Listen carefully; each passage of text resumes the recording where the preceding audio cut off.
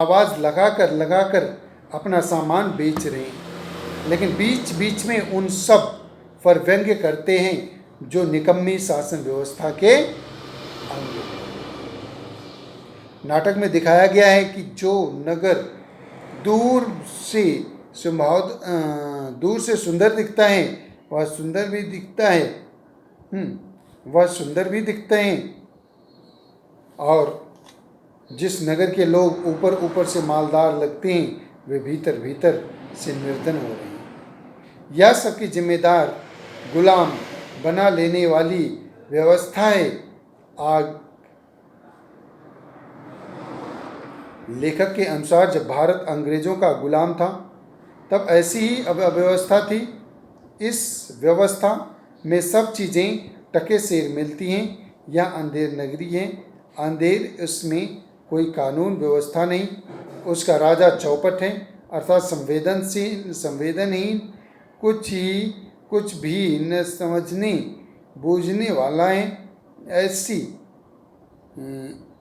ऐसी अंधेर नगरी की असलियत को, इसमें रहने की जोखिम को महंत तो जानता है। वह जानता है कि यदि ऐसा व्यवस्था में जहाँ हर एक चीज़ का मोल एक ही है, अर्थात शरीर और बदमाश में कोई भेद नहीं किया जाता है, वहाँ किसी के जो जुर्म की सज़ा है कैसे भी मिल सकती है। नाटक के अंत में हम ऐसी स्थिति में कह देता है, अंधेर नगरी में 1000 मन मिठाई मुफ्त की मिले तो किस काम, यहाँ एक क्षण भी नहीं रहना। इस अंधेर नगरी की न्याय प्रक्रिया के आडंबर को नाटक में बहुत ही मनोरंजक तरीके से चित्रित किया गया है। इसकी भाषा शैली है। इस नाटक को पढ़ते समय आपको ध्यान इसकी भाषागत विशेषताओं की ओर अवश्य गया होगा। नाटक में आए संवाद में लेखक लगे मिले होए आदि अभिव्यक्तियों पर ध्यान दीजिए। यदि इन्हें हम खड़ी बोली हिंदी में कहें तो ये लोग मिले हों आदि हो जाएंगे। भारतेंदु ने इन अभिव्यक्तियों का प्रयोग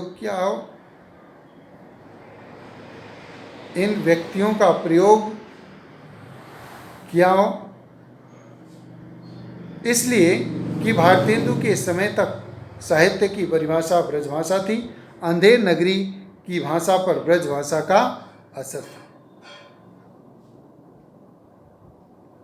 इस नाटक की भाषा एक विशेष प्रकार के वातावरण को हमारे समाज संजीव कर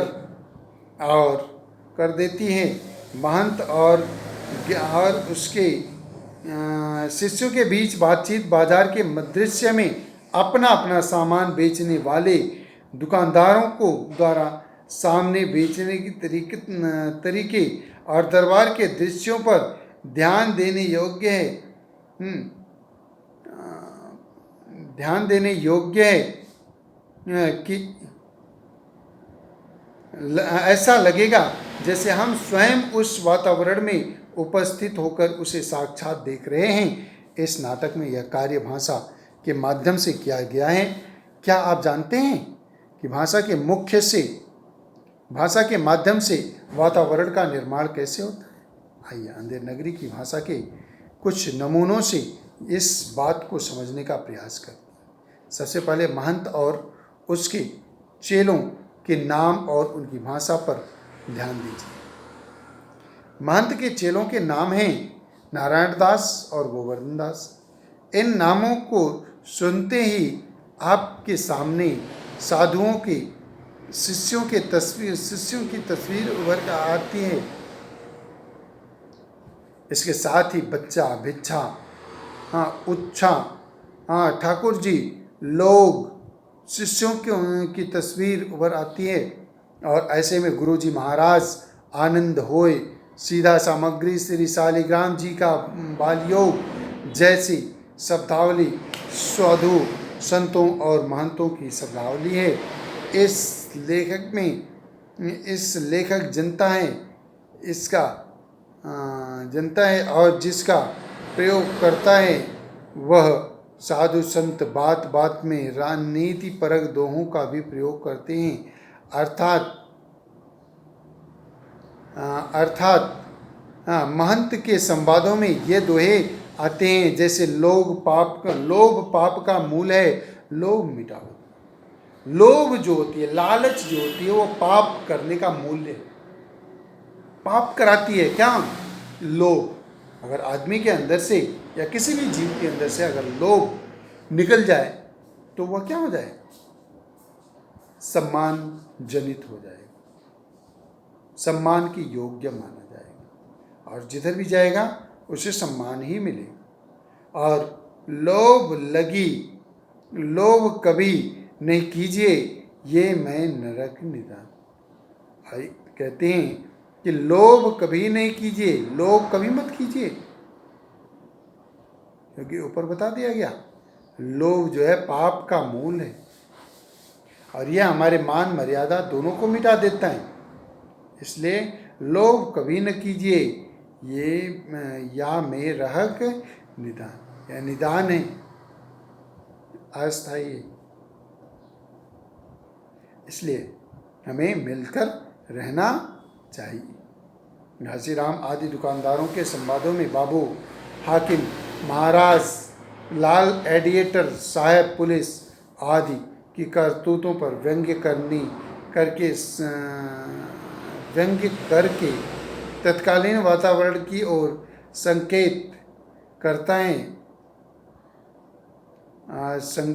किया गया है। इनके साथ साथ चना खाने वालों में अगर मुन्ना है तो गफूर भी है। आप जानते हैं मुन्ना और गफूर को एक साथ रखने का क्या महत्व है? यहाँ पर भारतेंदु भारत की सांस्कृतिक स्थिति का परिचय देते हैं। उसी समय भारत की स्थिति का चित्रण करने वाले कोई भी नाटक इस सांस्कृतिक स्थिति का चित्रण किए बिना महत्वपूर्ण नहीं हो सकता था। आप जानते हैं कि अंग्रेजी शासन में भारत के हिंदू और मुसलमान सभी पिस रहे थे, सभी को मुक्ति की जरूरत थी। इसलिए 1857 में ये दोनों मिलकर अंग्रेजी के विरुद्ध लड़े थे। अंधेर नगरी की भाषा में हिंदी की तत्सम तद्भव देशज शब्दों के साथ साथ आगत शब्दों के फारसी अंग्रेजी शब्दों का भी अवसरानुकूल प्रयोग किया गया है। भारतेंदु ने इस बात का पूरा ध्यान रखा है कि जैसा पात्र है उसी के स्वभाव एवं आचरण के अनुकूल उसकी भाषा हो। यह भाषा पात्रों की नाटकीयता को भी पूरी तरह से अभिव्यक्त करने में सक्षम है। अर्थात नाटक को पढ़ते समय हमारे सामने पात्र अपने अभिनय के साथ उपस्थित होते हैं। भाषा की यह क्षमता किसी भी प्रभावशाली रचना में आवश्यक होती है। इसकी जरूरत अन्य विधाओं में भी होती है, लेकिन इसकी सबसे अधिक अपेक्षा नाटक में होती है। अंधेर नगरी की भाषा शैली में व्यंग्यात्मक अभिव्यक्तियों का बहुत ही महत्व है। नाटककार भारतेंदु ने बाजार में सामान बेचने वाले घासीराम, पाचक वाले, बनिया, हलवाई आदि के संवादों में दो काम एक साथ किए। एक तो वे अपना सामान बेचने के लिए क्षेत्रीय अभिव्यक्तियों, लोक काव्य, तुक का प्रयोग करते हैं। दूसरी उनकी उन अभिव्यक्तियों में कुशासन पर संकेत रूप में चोट भी की गई है। यह अभिव्यक्तियां अराजकता के वातावरण को भी सजीव रूप में हमारे सामने रखती हैं। घासीराम चने की विशेषताएं तो वह बताता है, यह भी कहता है कि चना हाकिम सब जो खाते, सब पर दूना टिकस लगाते। हलवाई के संवाद में जलेबी, रेवड़ी, पापड़ की विशेषताएं ध्वन्यात्मक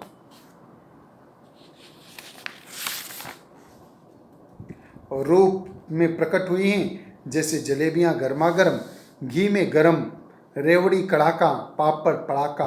अंधेर नगरी में राजा की प्रजा के रूप में अनेक प्रकार का काम करने वाली सामान्य प्रजा और उनकी दुर्दशा का वर्णन किया गया है। भाषा में भी इस सामान्य लोगों के व्यवसाय से संबंधित शब्दावली का उल्लेख है। कारीगर हैं तो चूना भी है, भिजती है तो मशक भी है, कसाई गड़रिया है तो भेड़ भी है। यह हुआ। अब इस पाठ का प्रमुख उद्देश्य क्या था? ये पाठ जो लिखा गया इसका उद्देश्य क्या है? आप इस बात से परिचित होंगे कि प्रत्येक रचना के पीछे रचनाकार का कोई न कोई उद्देश्य अवश्य होता है। जानते हैं कि अंधेर नगरी लिखने के पीछे भारतेंदु हरिश्चंद्र जी का भी एक प्रमुख उद्देश्य था। वह उद्देश्य क्या था? आइए समझते हैं। अंधेर नगरी एक व्यंग्यात्मक नाटक है। इसके शीर्षक और संवादों से जगह जगह व्यंग्योक्तियां मिलती हैं। व्यंग्य क्या है यह आप पढ़ ही चुके हैं। अंधेर नगरी का उद्देश्य व्यंग्य के माध्यम से अन्यायी शासन व्यवस्था की विसंगतियों, कमियों को हमारे सामने उजागर करना है। इस नाटक में राजा अन्यायी शासन व्यवस्था का प्रतीक है, इसलिए उसे चौपट राजा और उसकी नगरी को अंधेर नगरी कहा गया है। इस चौपट राजा के शासन में जब सब कुछ टकेसेर है, यानी गुड़ी और गुड़हीन का एक ही मोल है, अर्थात उनके साथ एक जैसा व्यवहार किया जाता है। भारतेंदु का उद्देश्य केवल इतना नहीं है कि वे किसी अन्यायी राजा की कल्पना करके उस पर चोट करें। वे इस अन्यायी राजा के माध्यम से अंग्रेजी राज्य व्यवस्था की कमियों पर भी चोट करते हैं। भारतेंदु के समय में भारत अंग्रेजों का गुलाम था। अंग्रेजी शासन की आलोचना सीधे सीधे नहीं की जा सकती थी। उस समय के रचनाकारों ने अनेक प्रकार की ऐतिहासिक, काल्पनिक कथाओं और कहावतों का प्रतीकात्मक उपयोग करके व्यंग्य रूप में तत्कालीन शासन व्यवस्था की आलोचना की। अंधेर नगरी भी इसी प्रकार का नाटक है। इस नाटक से यह भी अभिव्यक्त होता है कि जब शासन व्यवस्था ही भ्रष्ट हो तो उसकी सभा, सहायक अर्थात मंत्री, सेठ, अधिकारी, पुलिस आदि भी भ्रष्ट हो जाती हैं। इन सब बातों के साथ यह नाटक हमें भी यह दृष्टि देता है जिसके आधार पर हम अपनी समय की शासन व्यवस्था की आलोचना कर सकते हैं। ये पाठ के जो प्रमुख तत्व थे इनके बारे में आज हमने पढ़ा। इस प्रकार इस पाठ की समाप्ति होती है। इस पाठ में जो पाठांत प्रश्न दिए गए हैं और बोध प्रश्न दिए गए हैं, बोध प्रश्नों के उत्तर पाठ के अंत में दिए गए हैं। बोध प्रश्न और पाठगत प्रश्न हैं, उसके उत्तर पाठ के अंत में दिए गए हैं। और पाठांत प्रश्नों के उत्तर जो पाठ को पढ़ने और समझने के बाद इस प्रश्नों के उत्तर की सही जानकारी अभी मिल गई होगी, इसे आप अपना खुद से करने की कोशिश करें। अगर जहाँ प्रॉब्लम होती है तो डाउट फ़ोन के माध्यम से या व्हाट्सएप के माध्यम से पूछ सकते हैं। धन्यवाद।